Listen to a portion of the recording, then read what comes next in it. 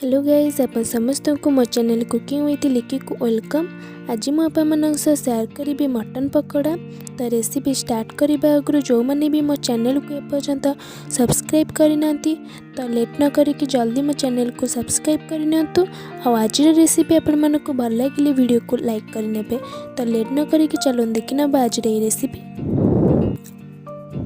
ये मु मटन को दुकान रू काटिके आनी को भल भाव धोई भी देइछि। एबे आमे मटन को कीमा करिबा जा फल मटनटा छाणिला बेले सेटा भल भाव सीझी जीवो कहीं मटनटा सीझा को बहुत टाइम लगे। तो एबे आमे एतिरे अल्प लूण, अल्प हलदी गुंड, अल्प लंका गुंड, आउ अल्प गोलमरिच गुंड, आउ किछि मटन मसला, आउ अल्प धनिया पाउडर पकईकि आपको भल भाव गोलई दबा।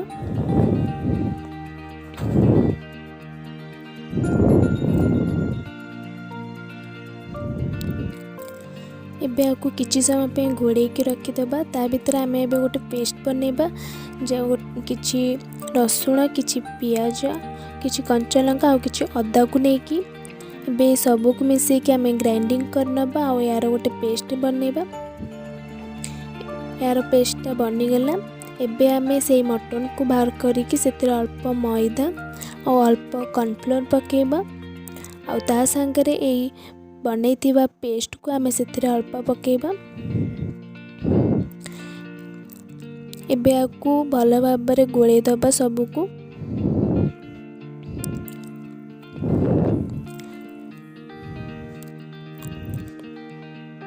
एबे एथिरे आमे अल्प फूड कलर पकेबा जाफल कलरटा बहुत बढ़िया आसीबो।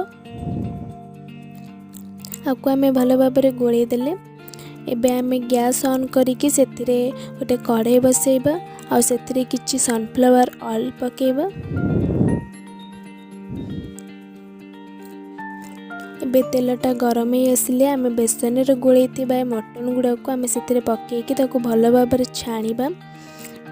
मन रखु आपको भल भाव छाणीबे जेपर्यंत ये गोल्डन ब्राउन न होइछि नाले मटन गुड़ाक भीतर सीझी ना खाइबा को जमा भी भल लगे।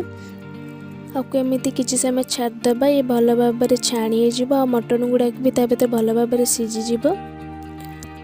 एबे ये देखु 15 मिनिट हो सारी आमर पकोड़ा भल भाव छाणी भी हो सारी। एबे आमे आपको गोटे जगह को बाहर कर नबा और प्लेट रे सर्व करबा।